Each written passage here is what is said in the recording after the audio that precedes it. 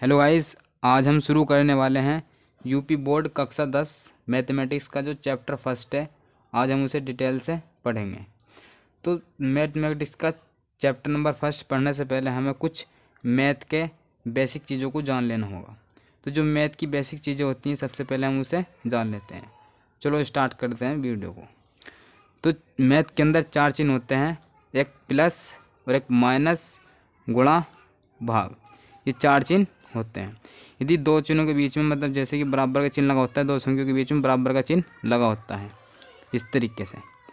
और जो संख्या इधर प्लस में होती है तो वो बराबर से इधर जाती है माइनस में, और जो इधर माइनस में होती है संख्या तो बराबर से इधर जाती है वो संख्या प्लस में, और जो संख्या इधर गुणा में होती है तो वो बराबर में इधर जाती है भाग में, और जो भाग में होती है संख्या वो इधर जाती है बराबर में गुणा में।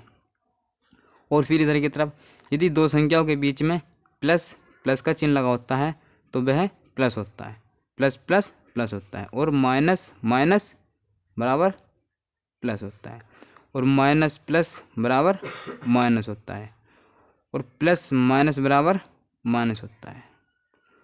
तो ये हमें मैथ की जो बेसिक चीज़ें हैं पहले इन चिन्हों के बारे में हमें जान लेना होता है। और उसके बाद जो हमारा चैप्टर है मैथमेटिक्स का, चैप्टर नंबर फर्स्ट है वास्तविक संख्याएं। चैप्टर का नाम है वास्तविक संख्याएं। उसे हम आज स्टार्ट करने वाले हैं। वास्तविक संख्या चैप्टर नंबर फर्स्ट। तो वास्तविक संख्या चैप्टर पढ़ने से पहले हमें सबसे पहले ये जानना होगा कि वास्तविक संख्याएं किसे कहते हैं, फिर वास्तविक संख्याएं क्या होती हैं। वास्तविक संख्याएं कई प्रकार की होती हैं, जैसे कि इसमें पहला प्रकार है विषम संख्या। विषम संख्या विषम संख्या वह संख्या होती हैं जो जिन संख्याओं में दो से भाग देने पर वह संख्या दो से पूर्णतः विभाजित नहीं होती। जो संख्या दो से भाग देने पर पूर्णतः विभाजित नहीं हो तो वह विषम संख्या कहलाती है। जैसे कि 1, 3, 5, 7, 11 और आगू की ऐसी डॉट डॉट। और दूसरे नंबर पर आती है हमारी सम संख्या। सम संख्या वह संख्या होती है जिन संख्याओं में दो से भाग देने पर वह संख्या पूर्णतः विभाजित हो जाती है दो से, तो वह सम संख्या कहलाती है। जैसे 2, 4, 6, 8, 10 और आगे ऐसे ही चल आती रहती हैं। और तीसरे नंबर पर आती है हमारी पूर्ण संख्या। पूर्ण संख्या वह संख्या होती है जो 0 से स्टार्ट होती है और लगातार चलती हैं। जैसे 0, 1, 2, 3, 4, 5 और डॉट डॉट डॉट डॉट ऐसी चलती रहती हैं। और चौथे नंबर पर आती है हमारी पूर्णांक संख्या। तो जो पूर्णांक संख्या होती हैं वे धनात्मक और ऋणात्मक दोनों में होती है। अर्थात इधर की तरफ हमारी 0 से स्टार्ट होती हैं, प्लस में होती है इधर की तरफ 1, 2, 3, 4। इधर की तरफ ये हमारी धनात्मक में होती है, इधर की तरफ हमारी ऋणात्मक में होती है। जैसे माइनस का 1, माइनस के 2, -3, -4 और ऐसी चलती रहती है आगे। और पाँचवें नंबर पर आती है हमारी प्राकृतिक संख्या। तो प्राकृतिक संख्या वह संख्या होती है जो 1 से स्टार्ट हो और लगातार चले। जैसे कि 1, 2, 3, 4, 5 और डॉट डॉट डॉट डॉट ऐसी तरीके से आगे चलती रहती हैं। और हमारी छठे नंबर पर आती है अभाज्य संख्या। तो अभाज्य संख्या वह संख्या होती है जिनके केवल दो ही गुणनखंड होते हैं। अर्थात वह संख्या जो 1 से कटे और खुद से कटे, वह संख्या वह संख्या अभाज्य संख्या होती है। जैसे कि 2 1 से कटता है और खुद से कटता है, और 3 जैसे कि 5, 7 और इसके बाद 11। 9 नहीं लेंगे क्योंकि 9 तो 3 से भी कटता है, 1 से भी कटता है और खुद से भी कटता है, तो वो संख्या नहीं लेनी जो 3 से कटती है। सिर्फ दो संख्या जो से कटती है, जैसे कि अपना आप से और 1 से, तो 7 लेंगे, 11 लेंगे और 13। इस तरीके से आगे डॉट डॉट डॉट डॉट लेंगे। फिर 7वें नंबर पर आती है हमारी भाज्य संख्या। भाज्य संख्या वह संख्या होती हैं जो अपने आप से कटे और 1 से भी कटे और किसी दूसरी संख्या भी कटे।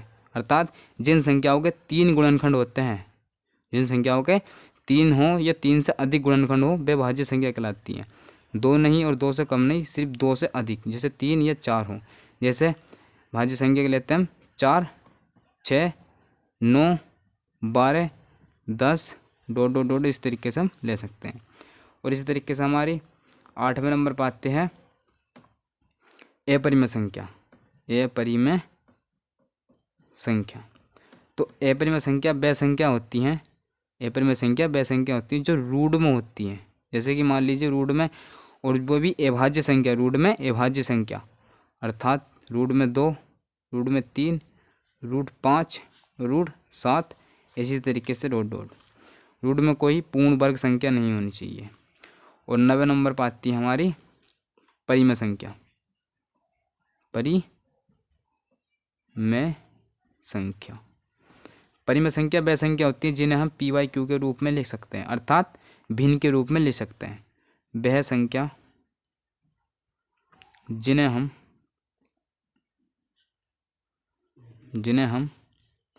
भिन्न के रूप में